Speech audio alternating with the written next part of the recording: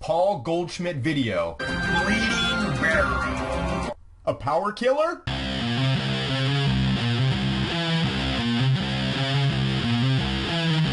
Hey, what's going on? It's Joey Myers from the Hitting Performance Lab, and in this video featuring Paul Goldschmidt of the Arizona Diamondbacks and one of my 9-year-old hitters, we're going to talk about, can a bleeding barrel kill hitting potential? We're going to talk about three things. First, what is a bleeding barrel? Then we're going to go into the Paul Goldschmidt Goldy standard, and then we're going to look into how to fix a bleeding barrel at home. But first, let's look into a case study of one of my 9-year-old hitters and look at what a bleeding barrel is. Here's an example of bleeding the barrel. This is one of my 9-year-old hitters, Colin. And what you're going to find, this is a before and after, before over here, after over here, and there's a week between the videos. So what you're going to find is with the bleeding barrel, you're going to see that barrel start to launch before the front foot touches down. Now the main cause of this is that front shoulder starts to open before the foot or ball of the foot hits the ground and the heel.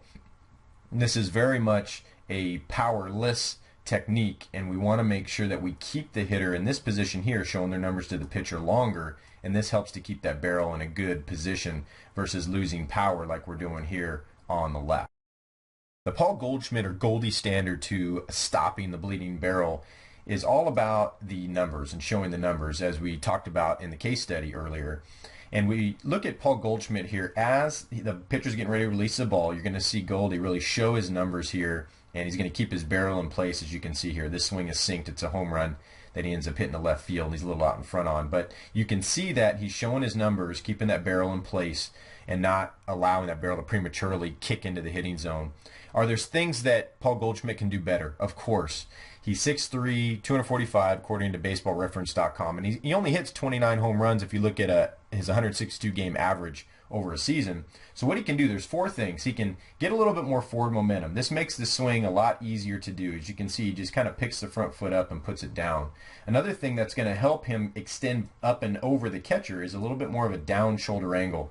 This has to do with spine engine mechanics. The other thing is we want to get him to hide his hands a little bit more than he's doing here. He's not really hiding his, he's hiding them, but he's not hiding them quite as much as I'd like to see. This is going to help to engage the springy fascia within our torso. The last thing, and he's out in front of this pitch, but we want to teach kids to extend up and over the catcher. Now he's out in front, so he's reaching a little bit. So he's on a normal pitch, he's probably going to extend up and back, but we want to teach our young hitters to extend up and back over the catcher. Now let's take a look at how we can work on this at home. There's two ways to work on this at home, two different progressions that I'm going to show you here. This is the first one is the break it apart drill, which is basically breaking the swing down into two steps, the fight position or the landing position and the final turn. And what you can have your hitters do here, since we're trying to correct a bleeding barrel, make sure that they're showing their numbers into their fight position and then they go into their turn.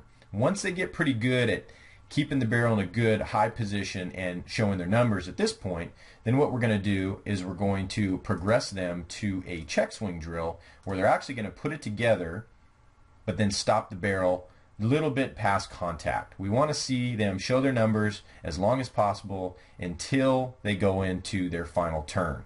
These are the two drills you can use to fix a bleeding barrel.